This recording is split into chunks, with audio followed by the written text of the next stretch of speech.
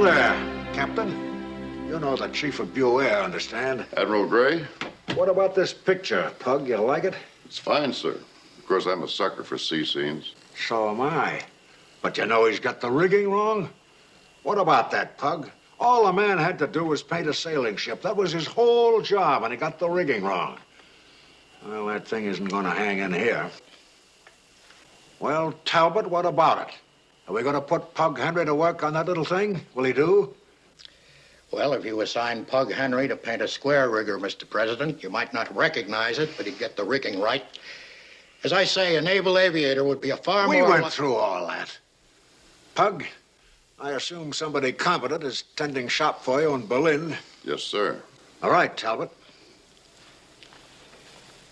Henry, see me at my office tomorrow morning at 8. Aye, sir. Mr. President.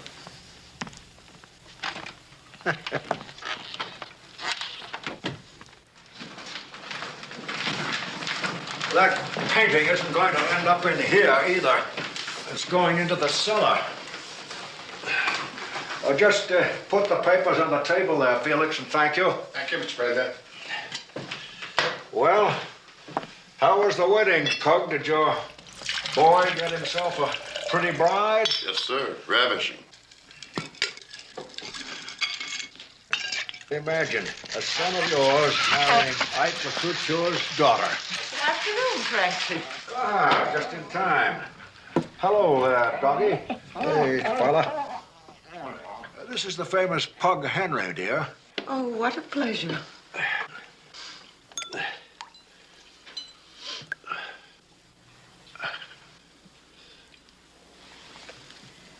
Captain, are you surprised at the way the war is going?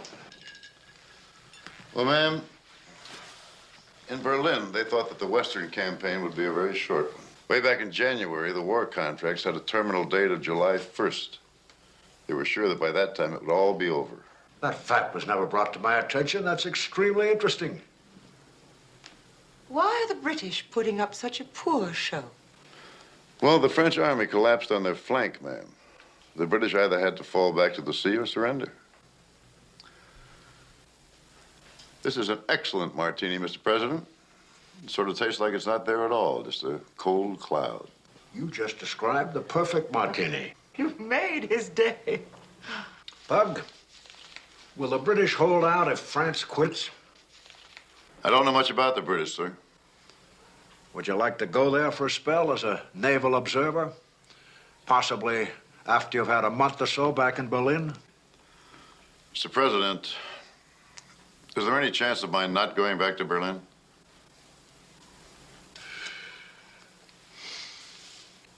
You go back there, Pug. Aye, sir. You'll get your sea command in due course. Yes, sir. Will you be taking your wife back with you? No, sir, she'll be staying here. She and my daughter are getting an apartment in New York. At some point, I'd like your impression of London. There's the question of helping the British, you see. Franklin, you know you're going to help the British. Captain Henry here doesn't know it yet, but he's going to be in charge of getting rid of those old, useless, surplus Navy dive bombers. We badly need a house cleaning there. Is that definite at last? How wonderful. Of course, that may be the end of me if word gets out. Pug, what's your guess on that one? Is that man in the White House going to break George Washington's rule and try for a third term? What I do know, sir, is that for the next 4 years, this country is going to need a very strong commander-in-chief.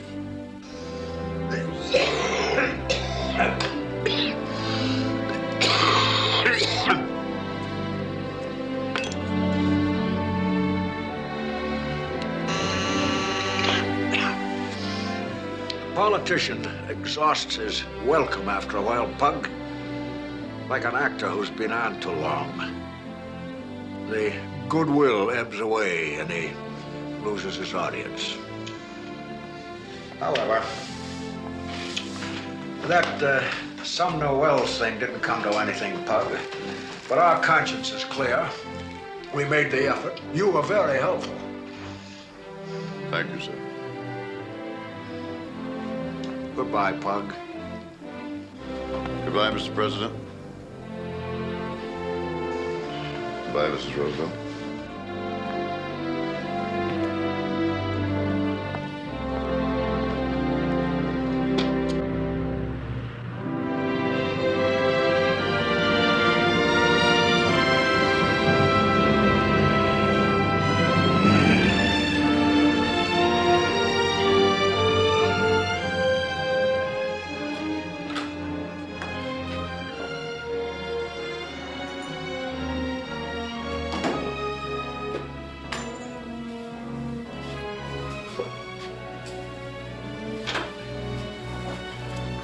Oh, 1:45.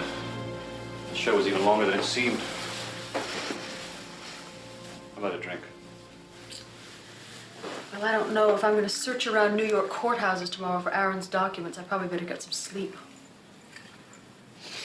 Let me see his letter again.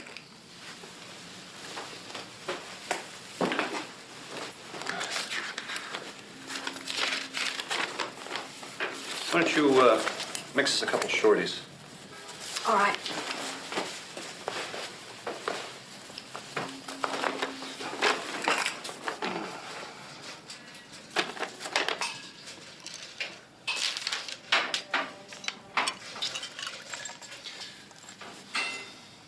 You know, Aaron is in hot water on 2 counts. I mean, first is this joker about his father's naturalization. I don't know if you understand this, but if Aaron wasn't actually a minor at the time his father was naturalized, then Aaron isn't a citizen, technically. And never has been one. But even if he is a citizen, even if he was a citizen, he's still been out of the country for more than 5 years. You know, I mentioned this to him. I told him he should come back to America, stay a few months. And I've just seen too many passport messes crop up on this one point. I think the best thing now, by far, is to have the Secretary of State drop a little note to Rome. And therefore, I don't think there's much point in you nosing around Bronx courthouses tomorrow. I'll get on this first thing in the morning. Well, if I'm going to hang around Washington for a few days, we're going to have to get me a hotel room, Leslie. I'm certainly not going to stay here after tonight. I feel pretty peculiar about it as it is. I was on the phone for more than an hour. There's not a room to be had. Look, Washington in May is impossible. If Byron finds out, God help us. Won't he believe I slept on the couch? He's just going to have to.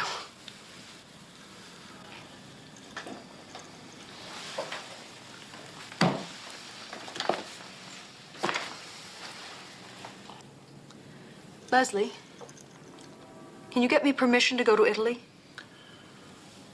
The State Department is advising Americans to leave Italy. I told you that. But if I don't go back, Aaron won't come home.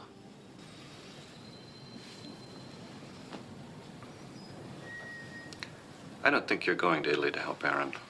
I mean, not really. I think you're running away. Running away because you're in way over your head with your submarine boy. And you don't know what on earth to do about it.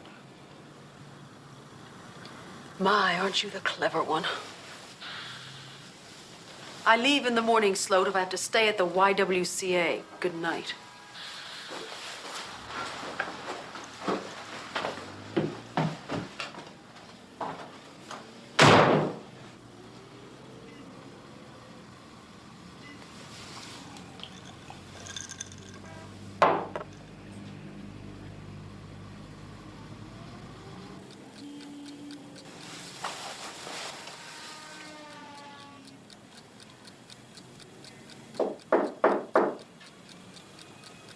Yes? Open up.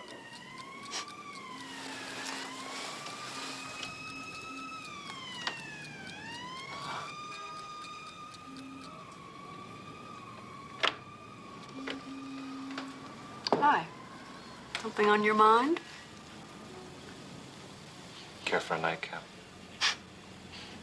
Why, Sloat, it's after 2 o'clock in the morning. Don't you ever sleep? All right. I'm wide awake anyway.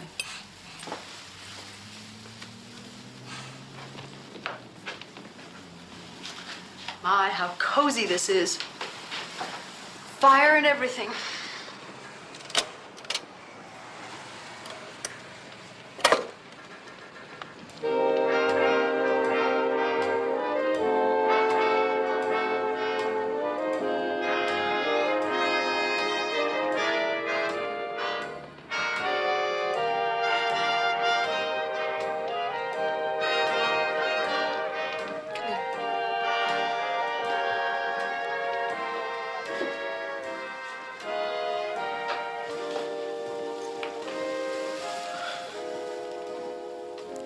That was a very mean crack about Byron. Wasn't it the truth? Well, now, if we're playing the truth game, isn't it a lot simpler now for Foreign Service officers to have Jewish wives? Now that the Nazis are really beyond the pale? That never once occurred to me. Didn't have to occur to you.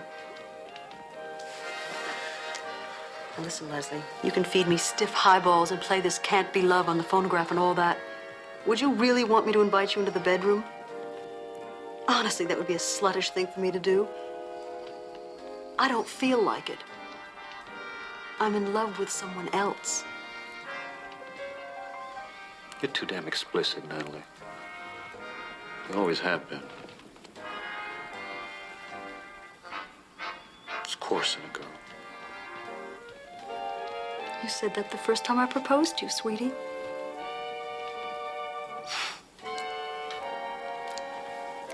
Leslie, I hate to bring this up again, but I really must go back to Italy and get Aaron out. Honestly. I feel horrible about my father. He was worrying about Aaron the very day he died. I must bring him home safe. All right. I'll arrange it. If it's arrangeable. Now we're talking. Thanks.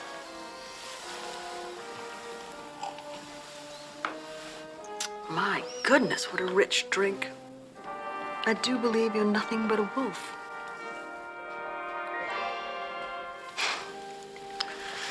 Let's see. What can I read?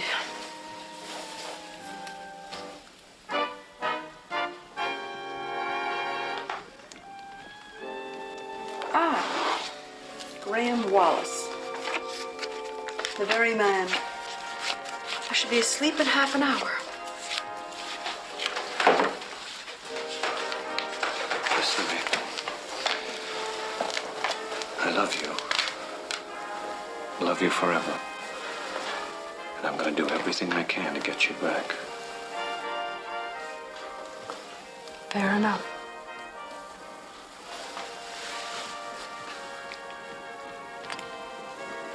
Good night.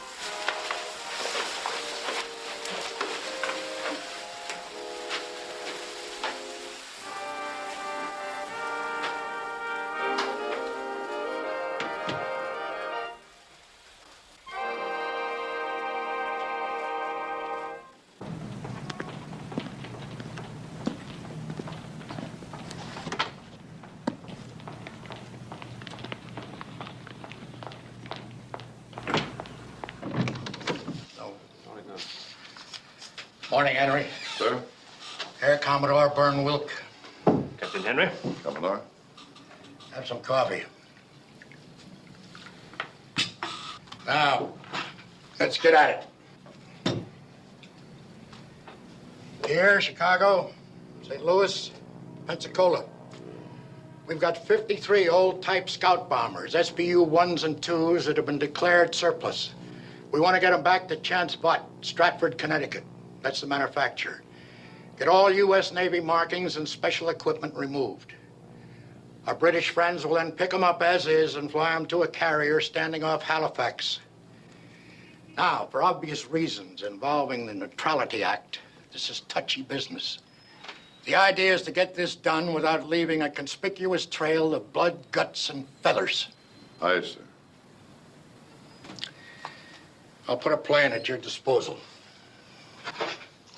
We have 60 pilots on hand and waiting. How soon do you suppose we could have those planes, Captain? Day after tomorrow, late afternoon. Would that be convenient? Take some time to get those markings off. Day after tomorrow, you say? Yes. The stragglers, if any, could come along on the deck of the next available cargo ship. Actually, we were thinking more in terms of a week from now. You see, we've given some of our flyers leave, and it would require a bit of rounding up. Thursday. That gives you 4 days. 4 days. You do think that's feasible? He says so. Well, then, I'd better get right at this one. Admiral, Captain Henry. Commodore?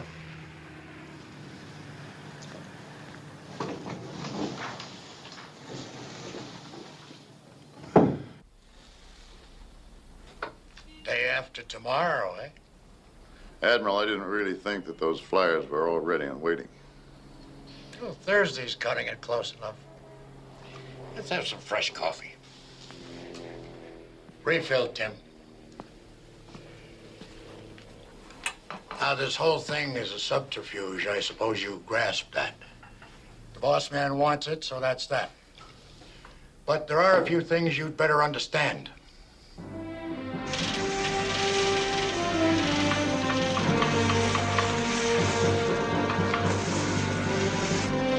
Well, We count 52. one forced down outside of Nashville. Busted undercarriage getting repaired. It'll be here at 0900. Quite a job. How long a drive is it to New London? Oh, I'd say about 2.5 hours. I got a son up there in sub school. I think I'll pay him a visit. Bryony, my love, when you receive this letter in New London, I ought to be in Lisbon. I'm flying to Italy to fetch Uncle Aaron out of there. With luck, I'll be back in 2 months or less. Don't be angry, sweetheart. It's good for both of us to catch our breaths. Your submarine school and even Aaron's mess are providential. Your father's visit to Miami was an alarm clock, and it rang just in time. Darling, weren't you having sober second thoughts about me at Warren's wedding? Honestly, I saw your mother's viewpoint and quite sympathized with her. Why on earth should her little boy, Bryony, want to marry this dusky old Jewess with Rhine maidens like Janice LaCouture so abundant in the United States? I'm not backing out, Byron. I love you.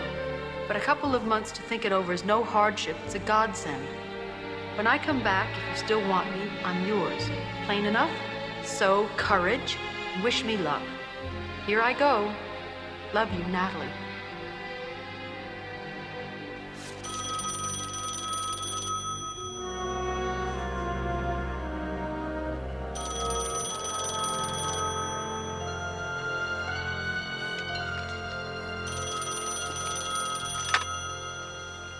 Yeah. Ensign Henry? Yes, sir. Chief Schmidt at the Commandant's office. Your father's here. He's gone over with Captain Tully to Electric Boat to inspect the tambour. If you want to join him, they're at Pier 6. Thank you.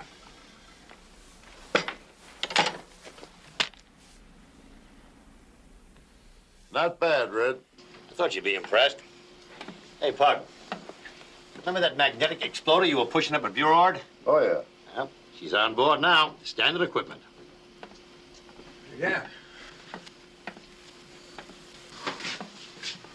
What brings you here? Well, I wasn't too far from here. I thought I'd mosey on over. Have you met Byron, Red? Not as yet. Welcome aboard, Byron. Well, you're in for a rough couple of months, young man. Well, I'll try and survive. Let's go aft, Pug. I want to show you this new electric drive. It's a honey. Right.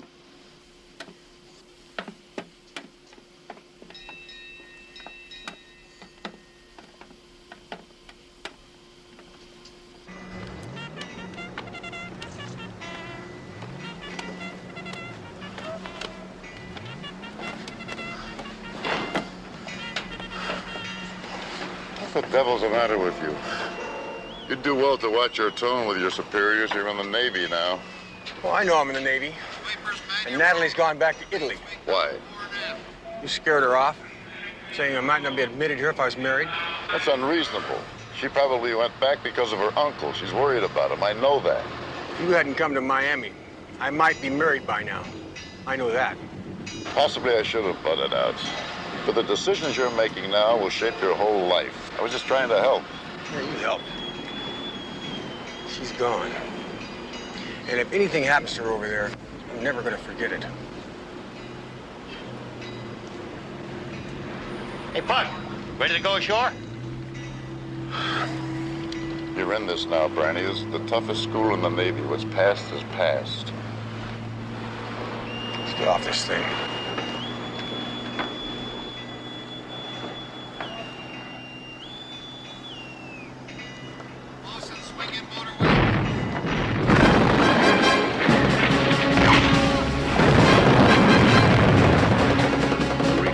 British Expeditionary Force, England's last hope for continuing the war. The entire Belgian army and 10 divisions of the French First Army had their backs to the Channel. surrounded on all sides by the German army.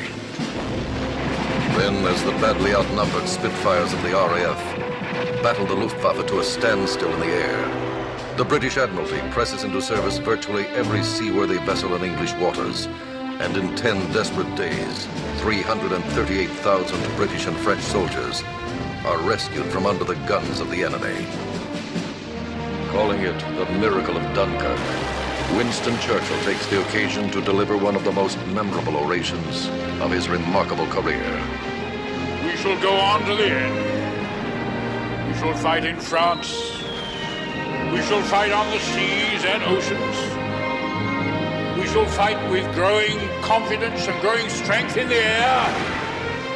We shall defend our island, whatever the cost may be. We shall fight on the beaches. We shall fight on the landing grounds. We shall fight in the fields and in the streets. We shall fight in the hills. We shall never surrender. But Churchill's fighting words cannot hold back Mussolini. As the French government declares Paris an open city and flees southward and the whole French front collapses, Italy declares war on France.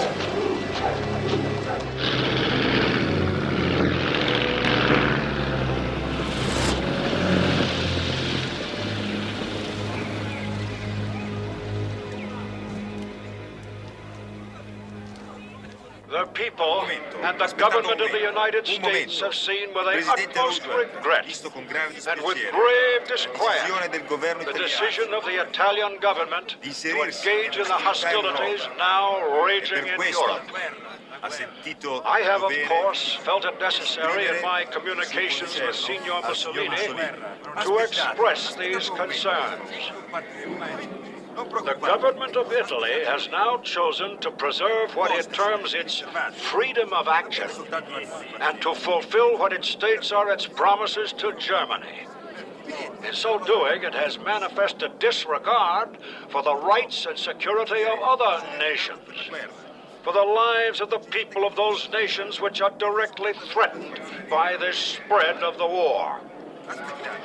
On this 10th day of June, 1940, the hand that held the dagger has struck it into the back of its neighbor.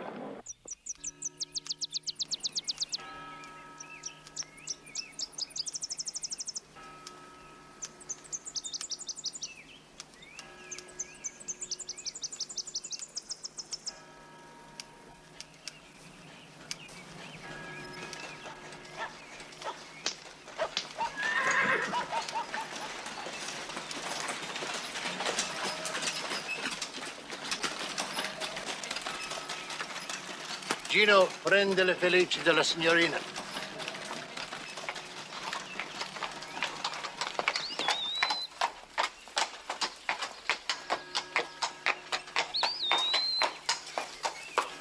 Natalie, how splendid. You made it.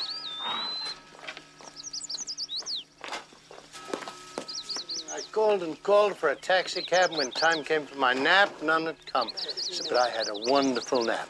Now, come on indoors, my dear, and get some refreshment.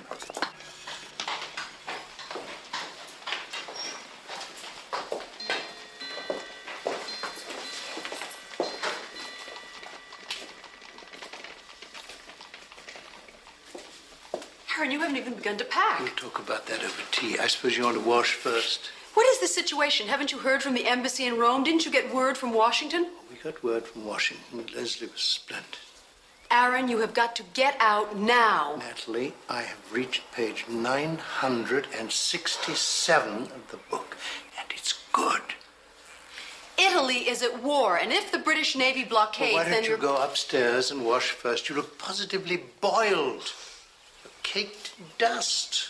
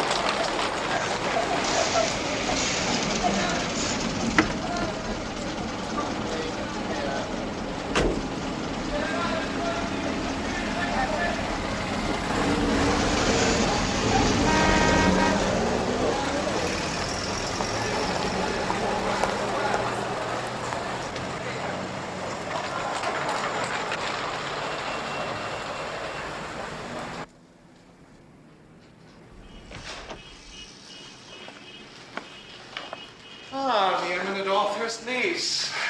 What a pleasure. Please, sit down. I'm sorry I couldn't see you yesterday, but I was simply up to my ears. It's perfectly all right. Well, people are scurrying home in droves, you see, and they're just dumping everything on the consulate, and I'm up to my neck in paperwork. Would you like some eggnog water? No, thank you. Well, I have to drink an awful lot of it. Some stupid kidney thing. My uncle is under house arrest. Oh. The day Mussolini declared war, someone from the police came to the villa. He's confined to Siena, to his own home as a stateless person of Polish origin. But how could they know about his little passport mess-up? Well, obviously, the police intercepted the letter you wrote in May. Oh, my God, that's perfectly awful. Is that what happened? Well, I certainly didn't have my thinking cap on when I wrote that little epistle, did I? How could you possibly have recommended that he apply for readmission to the United States as a refugee Jew? Well, I should be hung, drawn, and quartered. Frankly, Natalie, now, if I may call you that, I thought that the visa that I'd issued him had solved everything and that I'd seen the last of the messy Jastrow case. Well, what do we do now? Blessed if I know offhand. May I make a suggestion, Mr. Van Winneker? Just renew his passport. That way they can't hold him. Oh, Natalie, that is so easy to say. People don't see the screaming directives we get warning us against the abuse of the passport system. People don't see the departmental circulars about consuls who've been called home and whose careers have gone poof because they were loose about these things. Mr. Van Winneker, the Secretary of State himself wants Aaron cleared. You know that. Now, let's get one thing straight. I've received no written instructions from the Secretary. You know, actually, I think that time will solve your uncle's problem. I mean, the French are already asking for an armistice, and the British won't fight on for very long. Well, they'd be mad to try. The Luftwaffe would pound them to jelly in short order. No, I fear me this round goes to Fritz. We can't count on the war ending. Oh, I think you can. I expect peace by July 1st, if not sooner. I want to take Uncle Aaron home tomorrow. Please, give him the passport. Unfortunately, my dear, it is a matter of official record in this consulate that his passport is void. To tell you the truth, as things stand now, Dr. Jastrow has no more claim to American citizenship, technically speaking, than Adolf Hitler does. Now, I couldn't be sorrier, but it's my duty to tell you the law. It seems to me that it is your duty to help us out, and you're doing absolutely nothing about it.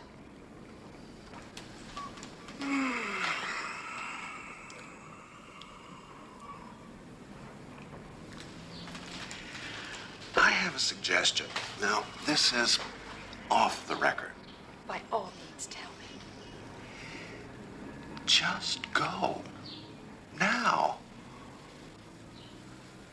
The Italians are so sloppy. Just get on the first boat or bus and leave. Nobody's watching your uncle.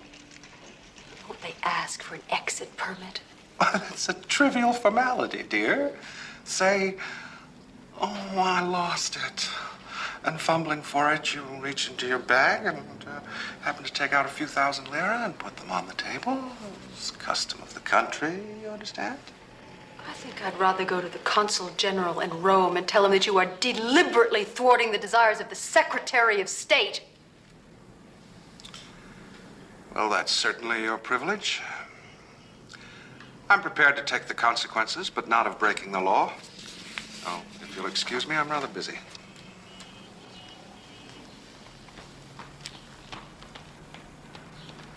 Oh, Mr. Van Winneker, I'm so terribly sorry. I've been traveling for 2 straight weeks, and I've just lost my father, and I'm just not in the best shape. I'm terribly troubled about my uncle. I entirely understand, Natalie. I tell you what, I'll comb his file again. Believe me, there's nothing I'd like better than to see your uncle go. Then you will find a way to get him his passport. I'll give it my serious attention. You have my promise. Come back in a week. Send in the next person, Myrna.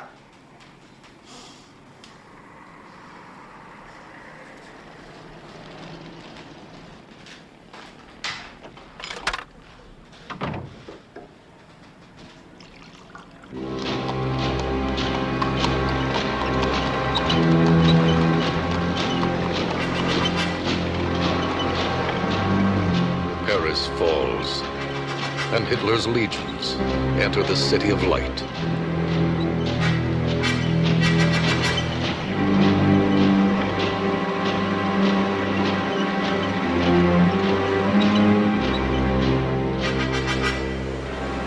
Two days later, the French government sues for peace.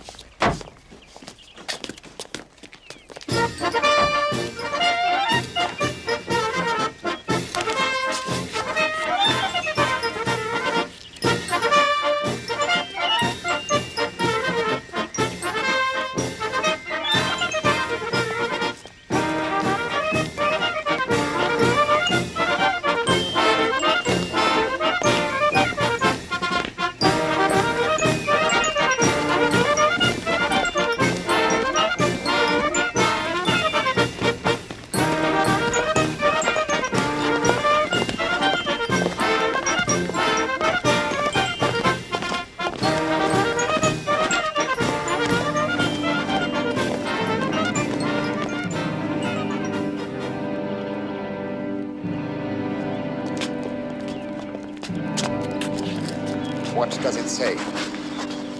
Here on the 11th of November 1918, succumbed the criminal pride of the German Empire, vanquished by the free peoples which it tried to enslave. Have it blown up.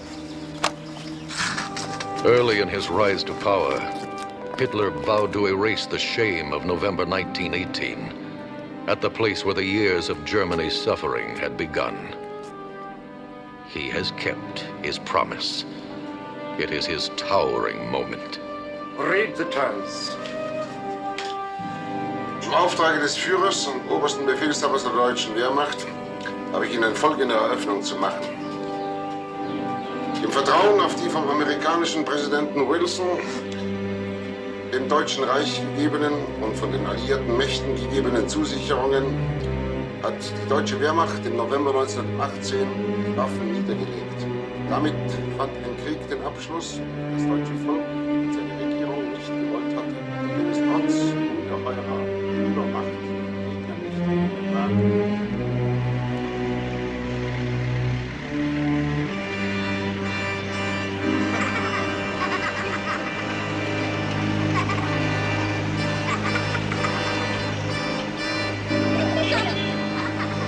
No, Natalie. I just heard from Byron. He's received no letters. I must have written a dozen. Well, what should I tell him? My letters go through the diplomatic pouch. That I'm fine. That I miss him terribly. He expected you back by now. Oh, there are problems, but tell him not to worry. They'll all straighten out. When does he finish that school? In December, if they don't throw him out first. They won't. Anyway, I'll be back long before then. Tell him that and that I love him, The war's going really badly, isn't it? Well, the British claim to be hanging on in that air battle. Do you think that the Germans will invade England soon? Here in Berlin, the Germans believe that the Luftwaffe will finish off England in about 2 weeks. Goodbye, Natalie. Goodbye, Captain Henry.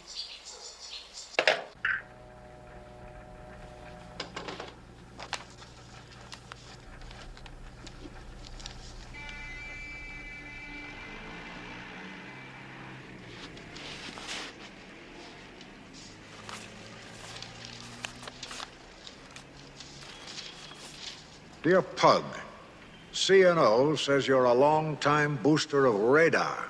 The British are secretly reporting to us an extraordinary success in their air battle of something called RDF.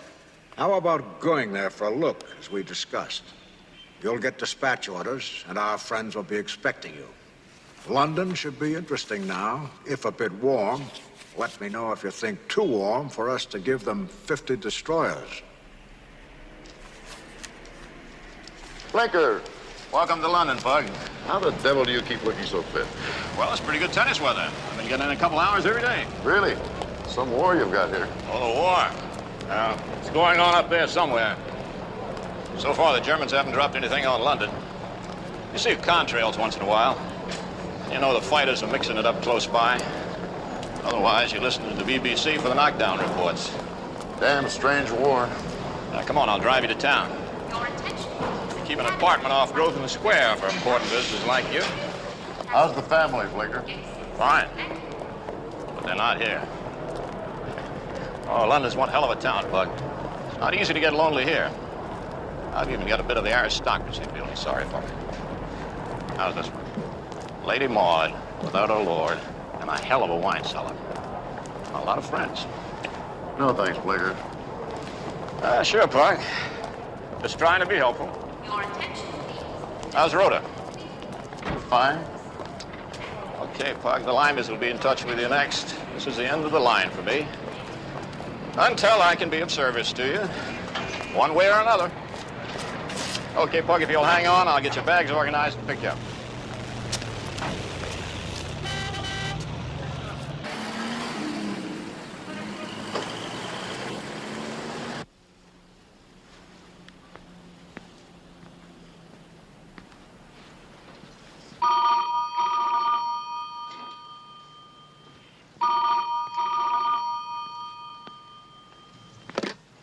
Hello? Hello, Pamela Tudsbury. You're here. Pamela, how did you get this number? How did you know I was here? My spy in your embassy. But your father's in Washington. I listened to his broadcasts. I abandoned him. I was choking on all the bloody steaks and ice cream over there. I've joined the WAFs. That's wonderful. And what are you doing here? Have you ever heard of a Major General Tillett? Our great military expert. Who hasn't? Well, I'm meeting him tomorrow. He's showing me the war. Is he? Well, when he's taking you around, you might bear in mind that I'm with Group Operations. Number 11, Fighter Group. Will do. Listen, we'll be coming up to London next week. Any chance of seeing you? We? I'm engaged. Oh. Who's the lucky fellow? He's called Teddy Gallard, fighter pilot. His squadron gets its spell-off ops next week, so we thought we'd come up together. I'll be around. Lovely. Well, I'll call you then. Goodbye, Captain. So glad you're here. Goodbye, Pamela.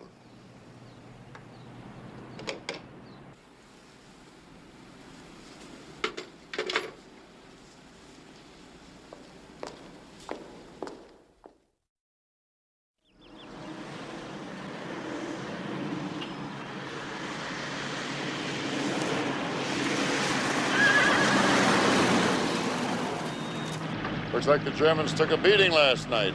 No, I told Hitler the range of the Messerschmitt 109 was far too short. Well, he agreed with me. Said he'd take it up with Goering. The thing got lost in the Luftwaffe bureaucracy. It's a great mistake to think dictators are all powerful. They're hobbled by their paper shuffles like all politicians. You've met him, of course. Once or twice. I've had several sessions with him. He's a great admirer of mine. So he says. Do you think Hitler's crazy? He's a split personality. Half the time he's a reasonable, astute politician. But when he's beyond his depth, he gets mystical, pompous, and silly. All in all, though, I rather like the fellow. There's an odd pathos about him. Of course, there's nothing for it now but to finish him off.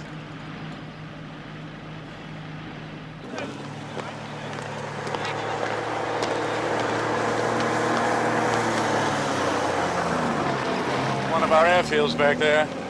Johnny did quite a job. Caught us napping. Well, you're welcome to inspect the damage, but I'm thinking we might go straight on to the Isle of Wight. The Fat Boy should be over today, so you might find Chain Home Station interesting. Chain Home Station? Goering's just starting to make sense, isn't he? He's wasted a whole bloody month bombing harbours and pottering around after convoys. He's only got till the equinox, damn fool. The Channel's practically impassable after September the 15th. I mean, his mission is mastery of the air. Define your mission and stick to it.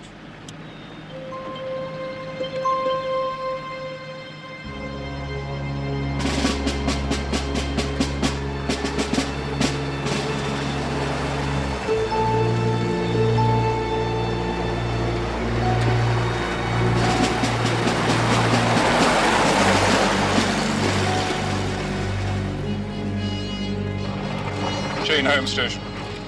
You're coming at a good time. There's a rather large attack being led on today, I believe.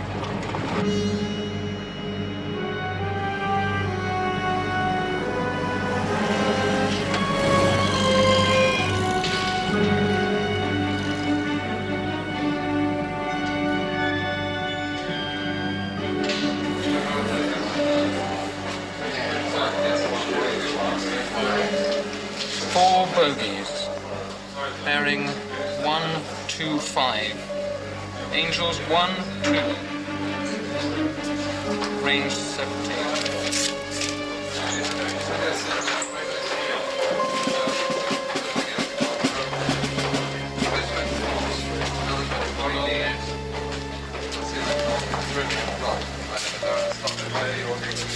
Group of 24 bogies. Angels 5-0, now bearing 100. Course due west. Quite a circus forming up there, Stebbins. We count 37 so far, sir. And there's another 22 circulating over Cherbourg. How the devil do you get such a clear beam? Our radar designers say it's impossible. Our cavity magnetron takes care of that. Cavity magnetron? Yes, takes a bit of designing, but your people should certainly work it out in due course. That's a major breakthrough. That's what gives you the edge in the air war. Yes, sir. We vector our fighters straight at Jerry. No wandering about in search. Sky's a big place otherwise. You got any cavity magnetrons for sale? Well, since you ask, why don't we pop back to London? A couple of people there would like to talk to you about that very subject. Through now. Well, I don't know. It's not anybody. Come in. Prime Minister, this is Captain Victor Henry, United States Navy.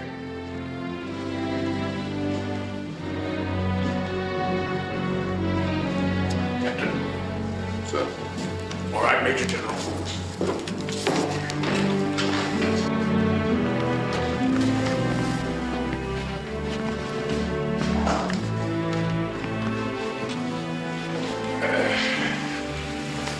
We're going to win, you know. I'm beginning to be convinced of that, Mr. Prime Minister. Your post is naval attaché in Berlin. Your president has sent you here to take a look at my RDF. We call it radar, sir. He reposes great confidence in your judgment. What do you think of my stuff? The United States could use it, sir. Well then, I suggest that you report to the president that we simple British have somehow got hold of something that he might want. Oh, I will, sir. Now, Tillett has shown you the secret charts of the alarming rise in U-boat sinking, so you understand our problem. If we are to beat off invasion, we must keep the Atlantic pipeline open. Now, my own new construction won't fill the gap until March, so it is imperative that we have those 50 old destroyers. I understand, sir. Unfortunately, Mr. Roosevelt wants a written guarantee from me that should the Nazis invade and win, I will not yield the British fleet or scuttle it, but instead steam to American ports. I mean, that's a possibility I wouldn't even consider, let alone discuss. The Germans have had considerable practice in scuttling and surrendering. We have had none. Of course, I understand that the giving of 50 warships to us is not a wholly friendly act towards the other side. Now, there is a fear that Hitler might declare war on you. Oh, I don't think there's much danger of that, sir. There's not much hope of that. I agree. Now, here is that bad man's invasion fleet. As you see, the threat is real and serious. So far, the stamina and valor of our fighter pilots hold him at bay. I shall, in fact, be saying in the House of Commons tonight, never in the field of human conflict has so much been owed by so many to so few. That is magnificent, sir. I should also like you to tell your president that now is the time to get to work on an anti-craft. I mean, we shall have to go back to France, and we shall need a lot of these. We shall want a real Henry Ford effort. Oh, I assure you that we shall do it. The bomber command is growing by leaps and bounds, and we shall one day bomb them until the rubble jumps. An invasion will administer the coup de grace, but we shall need those landing craft.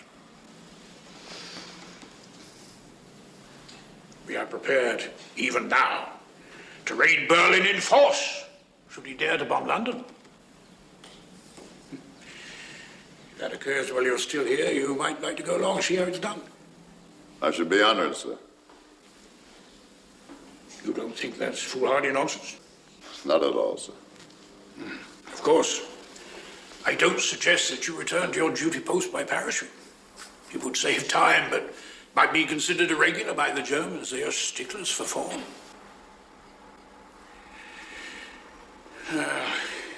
I suppose it's out of the question.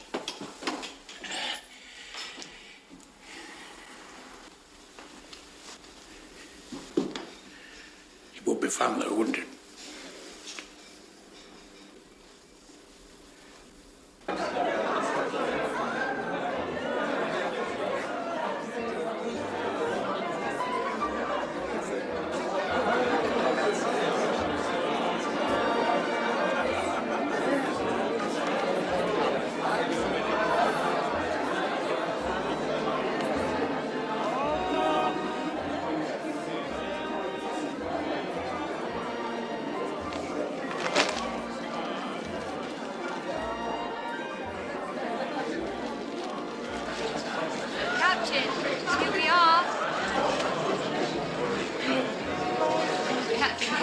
My fiancé, Ted Gallard. How do you do? Sorry, my lady. Entirely my fault. Operational delay. Forgiven. Shall we go down? And how's Mrs. Henry, Captain? Very well.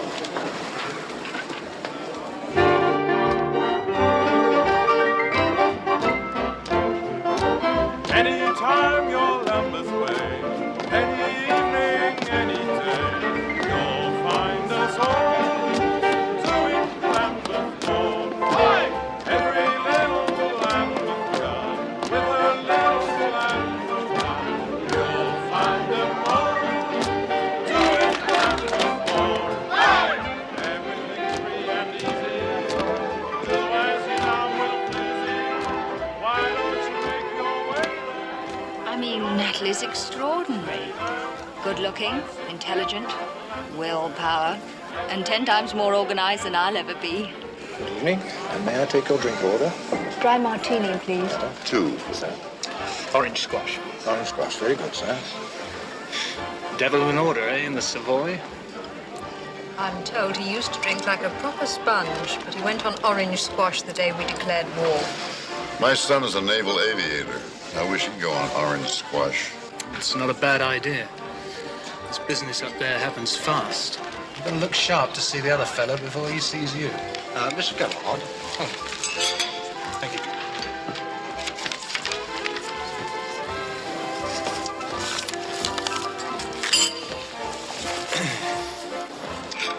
I have to check back with operations. I'll only be a moment.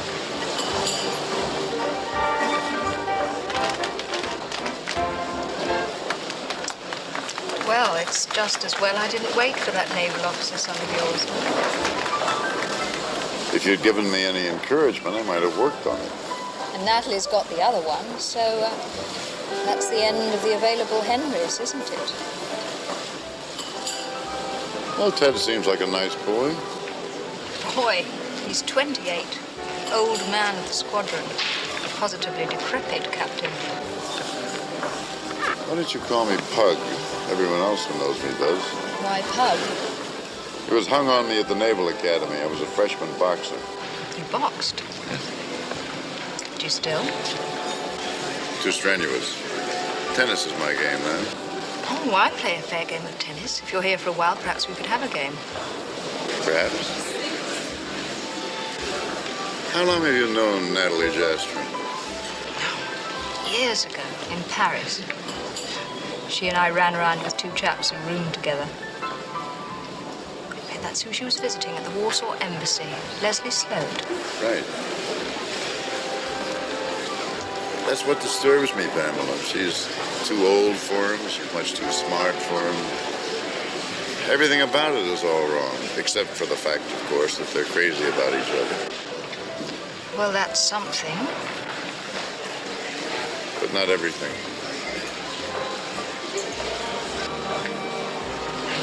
Pam, there's been a change. Our squadron's rest-off ops is cancelled. When do you leave? Now. I'll drive you to Biggin Hill. Well, actually, they're digging the chaps out of various pubs and places of lesser repute. We'll all be going up together. There's no reason for you not to go on to that Noel Coward show. I've heard it's very funny. I think now's the time for me to leave you two quietly alone. Why, don't you think you could stand Pamela's drunken chatter for a little while? Don't go, here she is all tarted up for the first time in weeks. Well, I think I might bear up. Well, we shall have a nice long stroll through the lobby.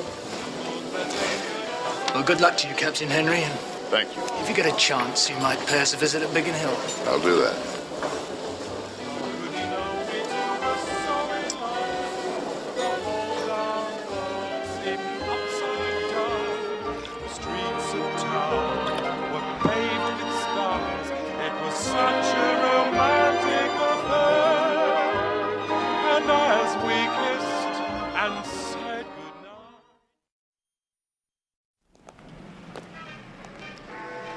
Spirit is very high at Biggin Hill. Oh, were you there?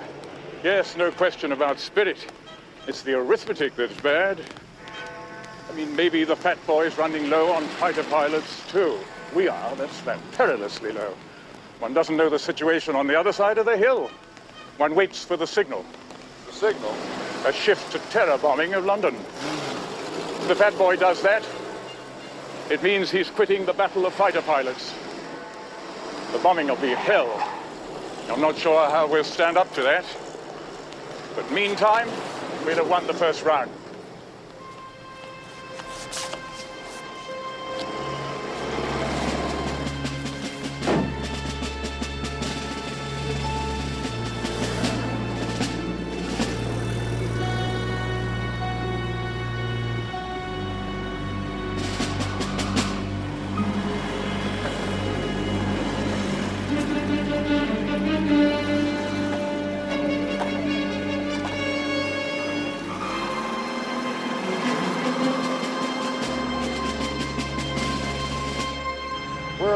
X-rays. You wanted to look at the 11 Group Operations Center. Oh, yes.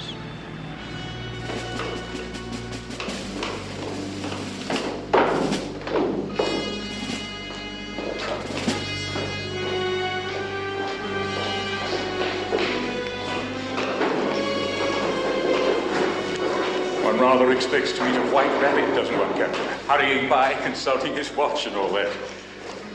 Nothing here that interesting, I'm afraid. Yes, sir.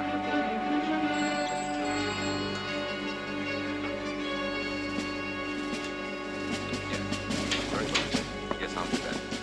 Thank you. Lord Wilk, here's your American visitor. Ah, hello there. Frightfully glad to hear you were coming. Nothing much happening yet, but there will be soon. The bad weather's drifting clear of the channel, and Jerry's getting airborne. I say, those aeroplanes you rounded up have proved no so useful. Yes. Well, they can't play in this league. No, they've been excellent on patrol and have done some smart punishing of invasion barges. Thank you. We've received that information. See here, could you have produced those planes in 2 days? I was sorely tempted to take you up, but you look like the sort of chap who just might bring it off. And then we'd look very foolish, wouldn't we?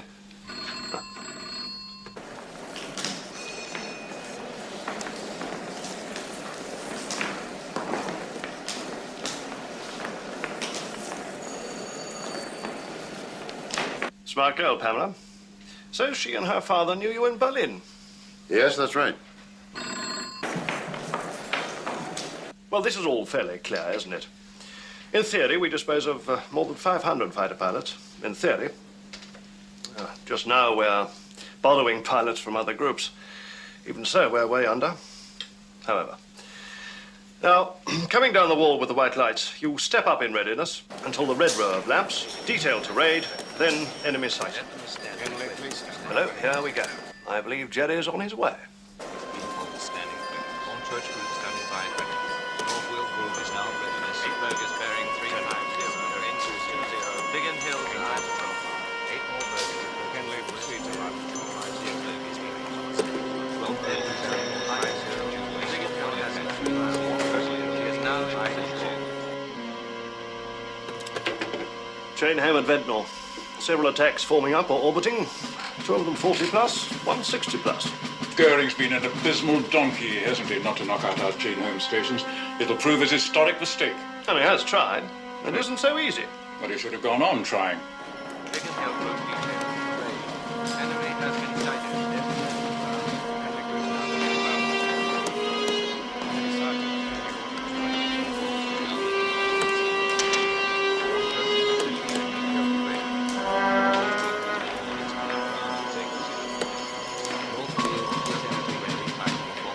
Air Vice Marshal Dowdy. He comes round when things heat up. Likes to run the show himself.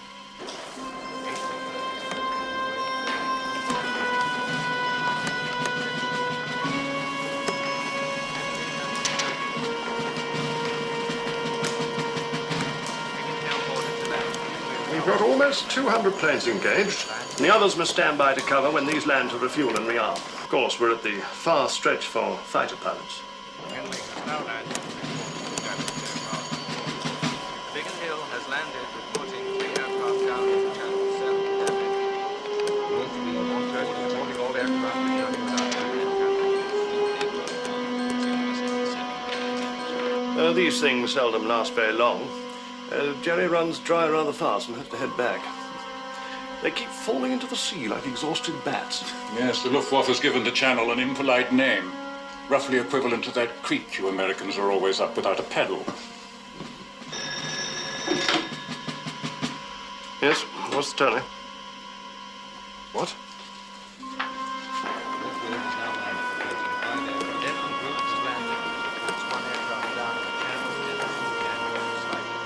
Right, thanks.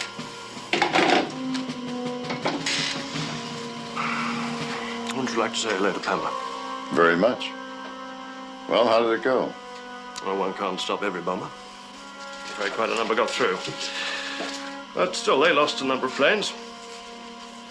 So did we.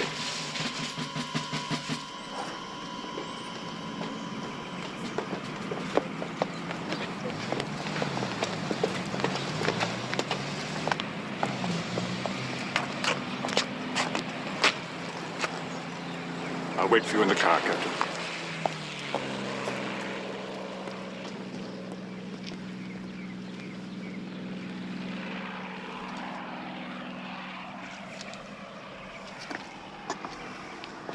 Well, you made it. Not on the best day. Ted's down. Are you sure? He may have parachuted, but his plane dove into the sea. 2 of his squadron mates reported it. Shot down. As you've said, Pamela, they often climb out of the water and go right back to work. I've asked for a special pass. I think I'll come up to London tonight. Would you buy me dinner?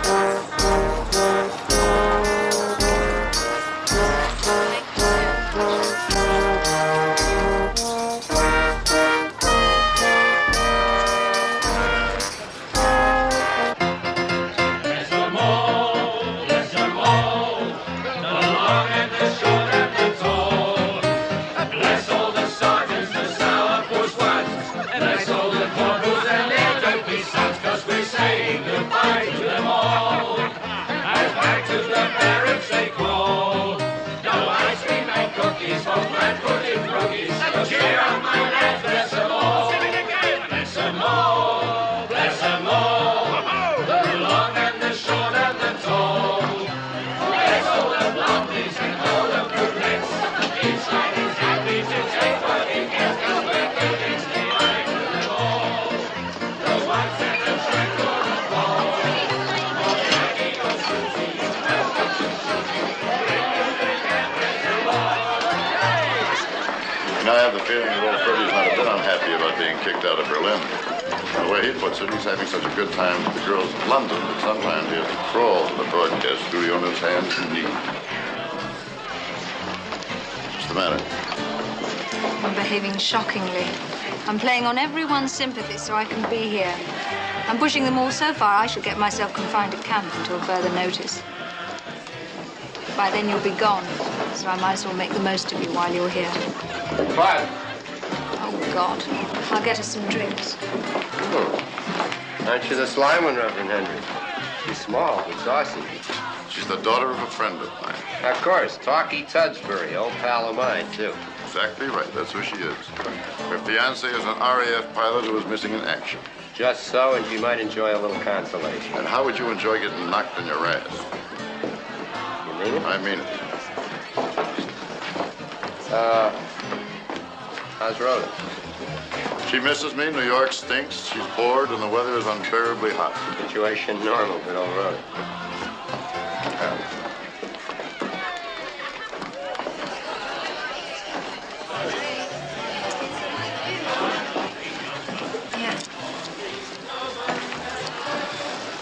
Excuse me, ma'am. What's wrong? Come on, let's get out of here.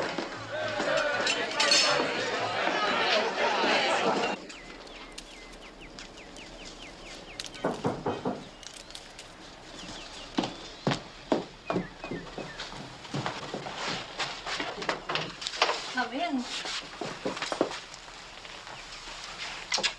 Cup of tea? Please.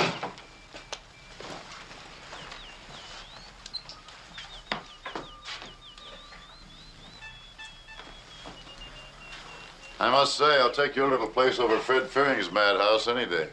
That's where the fun is. Of course, you know, he assumes we're shacking up. If he only knew. I hope that's a complaint. Would it get me anywhere if it was?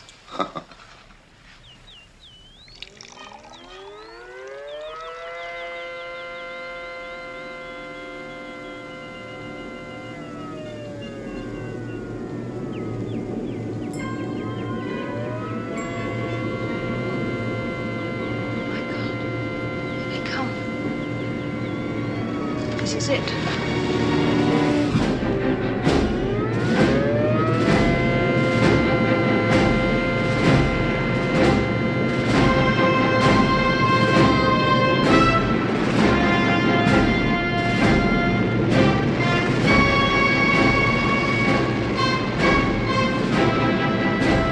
Where on earth are our fighter command? Tangling with fighter escort further south.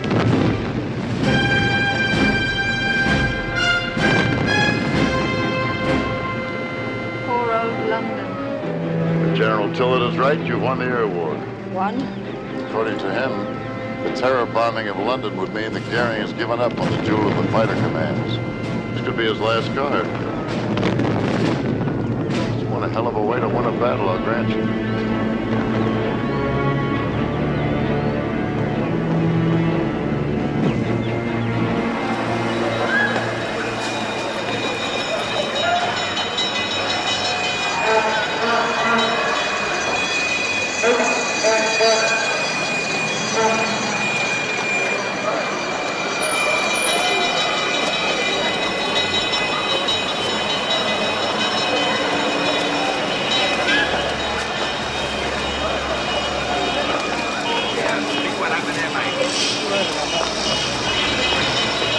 This is not the effect that Goering was after. No. We thrive on disaster. A bit too much, actually.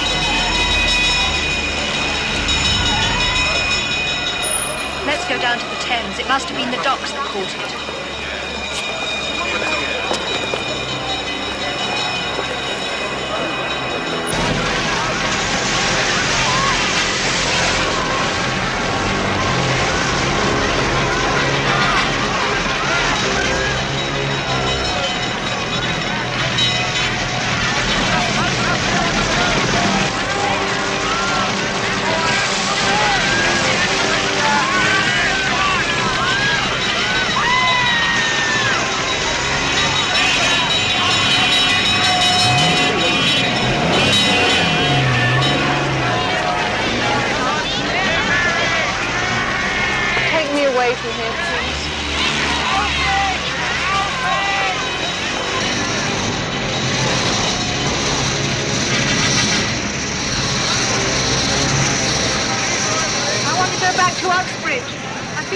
deserter. I should be in uniform.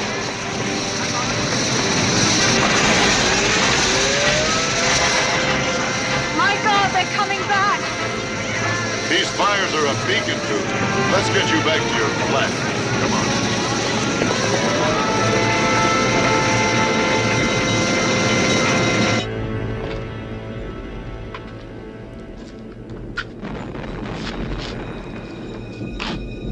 They just can't miss with those fires to guide them.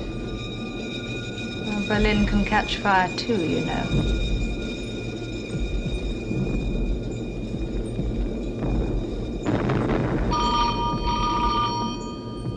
Uxbridge, I imagine. Screaming for their little fugitive from duty, possibly inviting me to a court-martial. Hello. Yes. Yes, he is. Who's speaking? Seems to be for you. Who is it? Wouldn't say. Sounded important, though.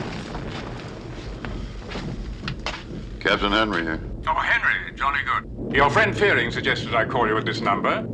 You do recall, don't you, when you paid a little visit a couple of weeks ago on a portly old gentleman? He mentioned you might want to go along on a little expedition that was in the works, the trip to familiar foreign scenes. I remember. Well, the trip seems to be on. Are you interested? Is it Henry? You there? Will you be going along, General? Me? Good God, my dear fellow, no.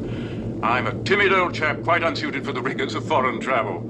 Besides, I haven't been asked. Well, do you think I should accept?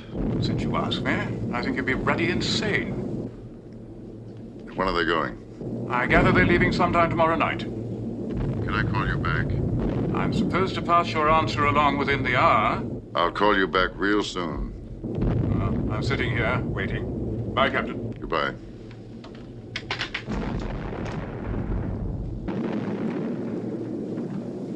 Who was it? Tillett.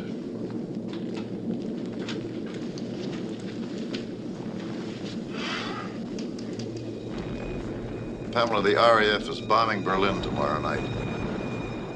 They've asked me along as an observer. I see. Are you going to go? I think it's an idiotic notion. General Tillett agrees. It comes from your prime minister, and I either have to accept or duck it.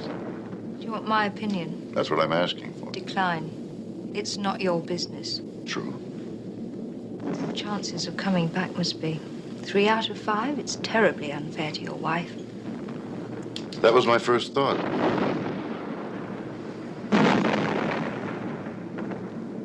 Still, your prime minister feels that there might be some point in my going along. Oh, rubbish. When he's such a child about combat, he probably wishes he could go himself and imagines everyone thinks like him. Well, I'm supposed to call General Tillett back pretty quick. Hang on, what are you going to say? I'm going to accept. Well, why did you ask my opinion, then? I thought you might voice an objection that I hadn't thought of. You gave the best objection yourself. It's idiotic. I'm not positive. My job is intelligence. Moreover, there's a taunt in this, and it's a hard one to duck. Reading too much into this. What would your president say? Did he send you here to risk getting killed? After the fact, he'd congratulate me.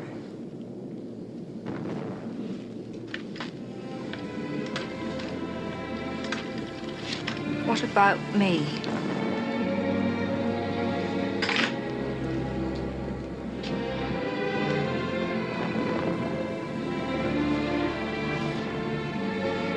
I miss Ted.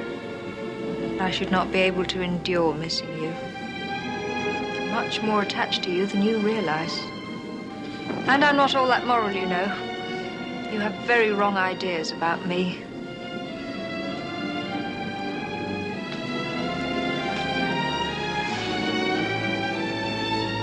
You don't understand, do you? On the Bremen, you took me for a schoolgirl, and you've never really changed. How has your wife kept you so innocent all these years? Pamela, I honestly don't think I was born to be shot down in a British bomber over Berlin. I'll see you when I get back. If you get back. If.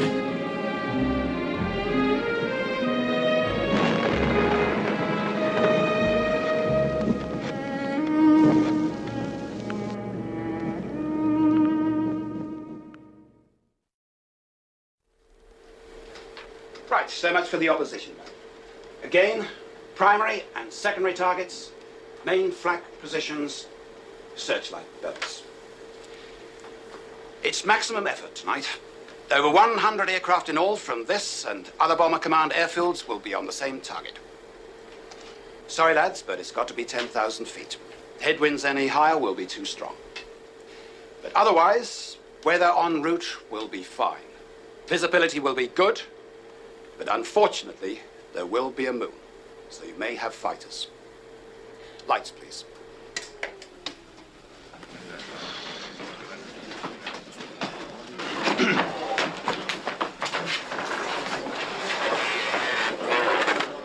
Now, Berlin will be on a full alert after all the stuff they've been dumping on London, so work fast. The flak will be heavy. Keep those photoflash bombs handy. Get your photographs, shove the nose down, and pedal home as fast as you can. Our American observer will be flying in F for Freddy. Flight Lieutenant Killian, meet your passenger for tonight. Admiral Victor Henry, one of the least prudent officers in the United States Navy. Welcome aboard, Admiral Henry. I'm afraid that's Captain Henry, Skipper. Spot promotion for fortitude. Well, all I've got to say is anybody who go on a bloody hop like this when he bloody well doesn't have to belongs in a bloody loony bin. I'm Second Pilot Johnson of F for Freddy, Admiral, and what I've got here is a token of the crew's admiration. Well, thank you, Johnson. But, I'm already so scared I don't think I'll be needing this.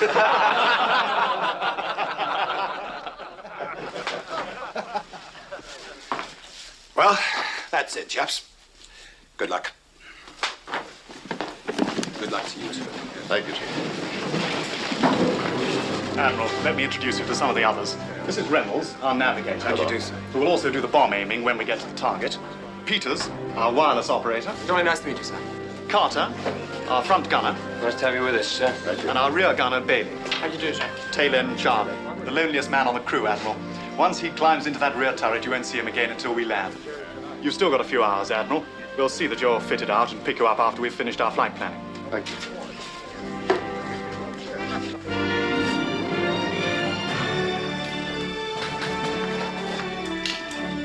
If I may recommend these, sir.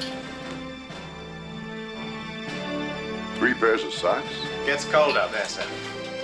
And you'll need this, sir. Parachute.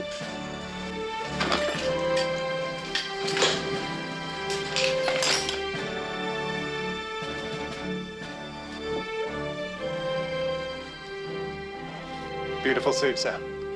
What's your name? Aircraftsman Horton, sir. Well, Aircraftsman Horton, if I should forget to pick it up or something, it's all yours. Oh, thank you, sir. It's a very fine tweed.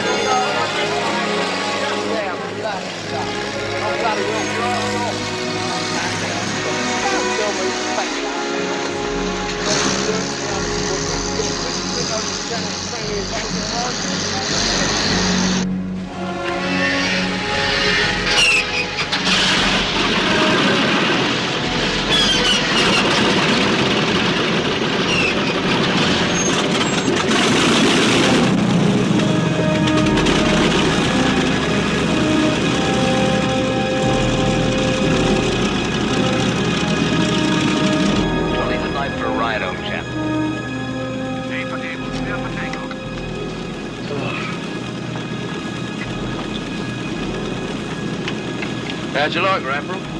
Whippy's nothing but a big canvas kite. Canvas? Yeah, that's right, Admiral. She's covered in canvas. She carries a pretty good bomb load.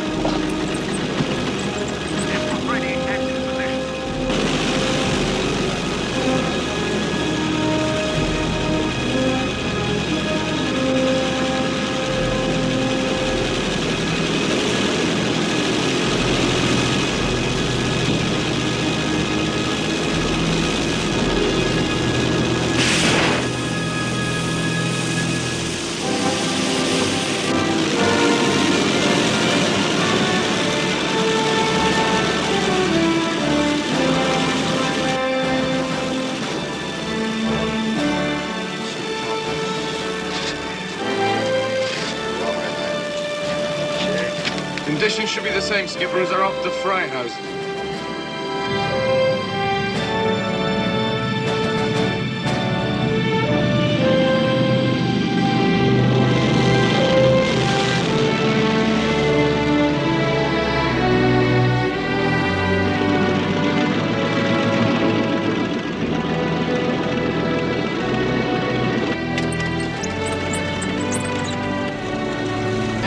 Ready for takeoff. F ready for takeoff.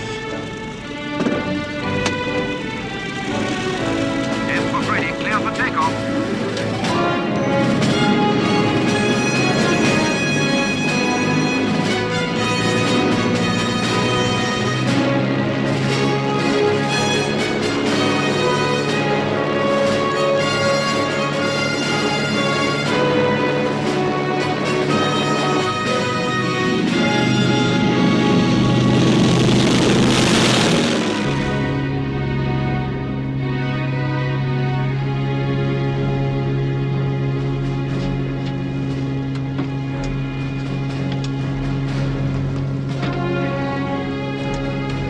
We don't fly in formation, Admiral, so you won't be seeing any of the other chaps, except perhaps in searchlights or maybe over the target.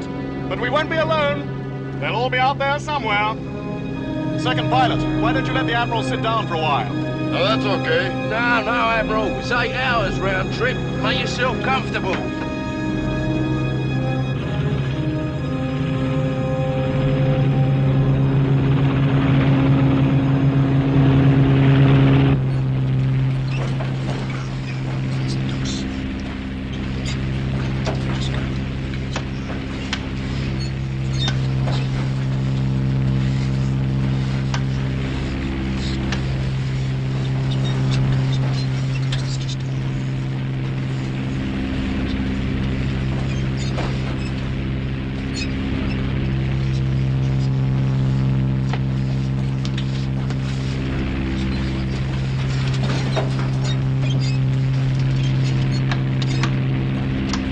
Keep that light down, navigator.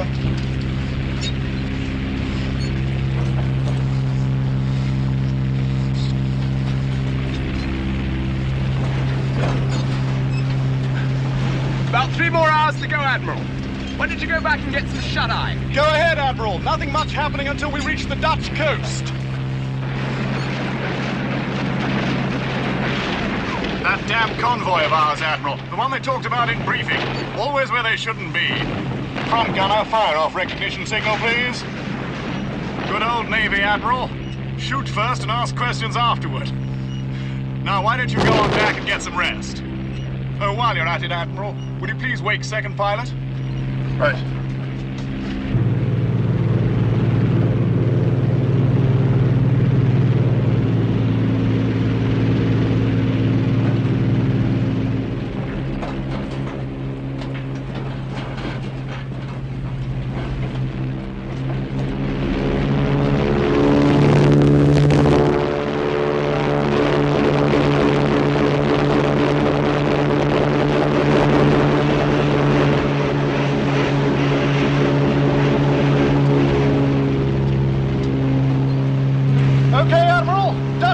Searchlight belt. What happens next? We'll probably pick up some flak, or maybe a fighter or two. Hang on, Admiral, here it comes.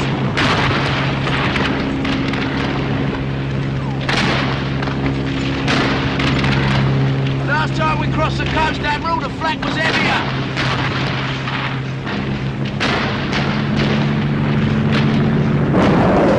Oh, that was bloody close.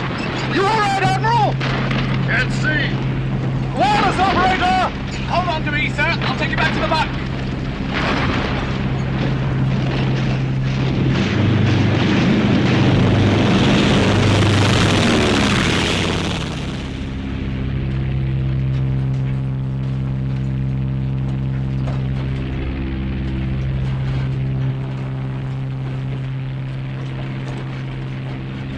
Searchlight's 10 o'clock.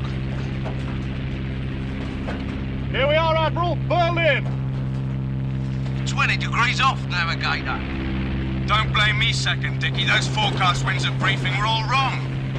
Well, you should know better by now. Damn near missed Berlin altogether. That'll do, Sergeant. Navigator to pilot, onto course to 105 for the target area. Pilot turning onto 105. I'm going below, Skipper. Okay, Navigator.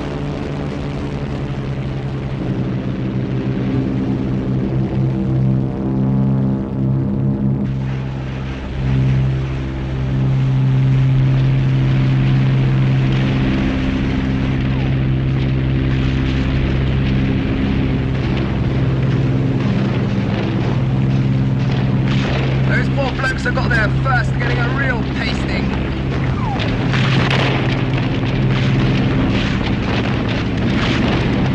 It looks worse than it is, Admiral. The stuff spreads apart once you're in it.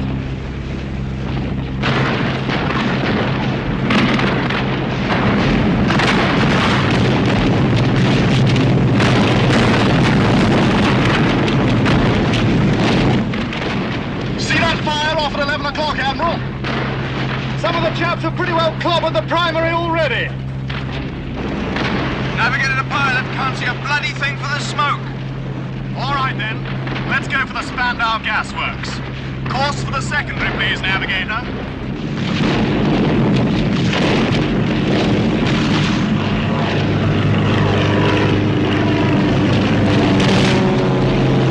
I have the secondary in sight, Skipper. Stand by for run-up. If you want a better look, why don't you go below with Reynolds? Go ahead, Admiral. Help yourself to a front row seat. Here, I'll let you by.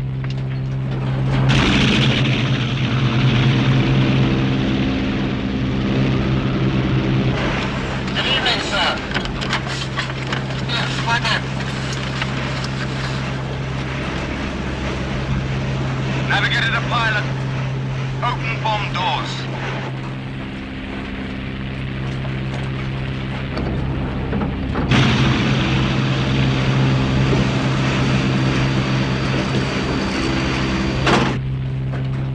Bomb doors open.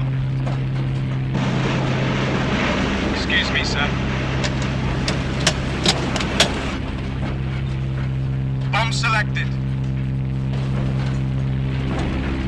Here we go.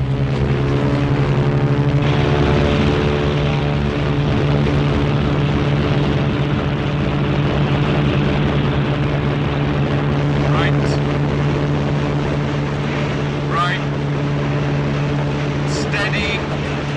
Left. Steady. Steady. Steady.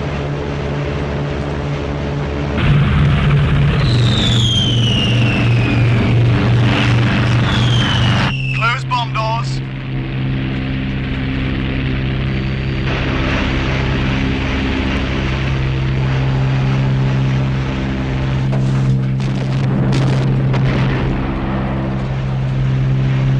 Missed.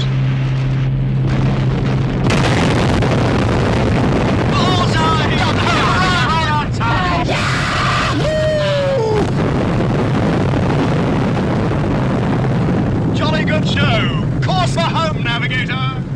Spare 273, Skipper.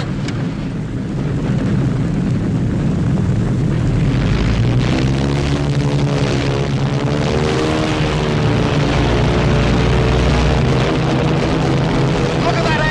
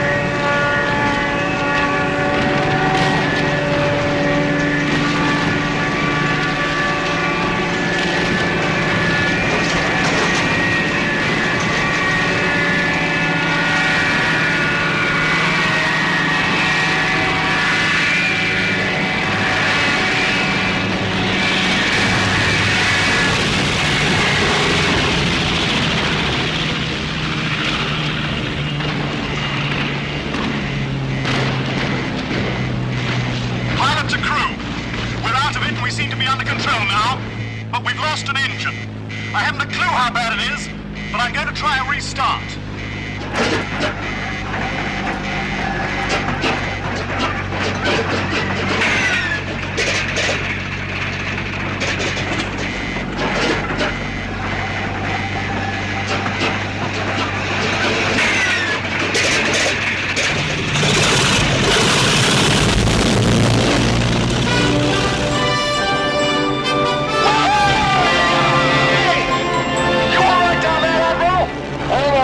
But your navigator is injured.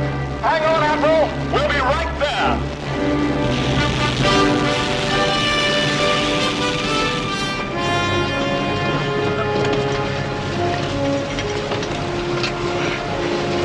You gonna be okay, Reynolds?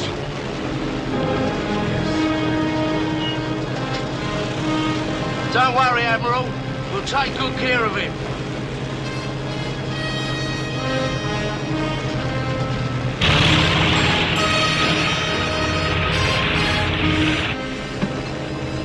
Okay, good. To hell with the ruddy pictures, Admiral. We're going home to eggs and bacon. You'll tell them you saw that gas plant go up, won't you? You damn right. How's the airplane? Starboard engine's hit. Still pulling, but we'll see. Bloody asinine way to make a living, isn't it? I should have joined the bloody Navy. Ah, Admiral, it may be close at that. We're having a bit of trouble holding altitude. How's your French?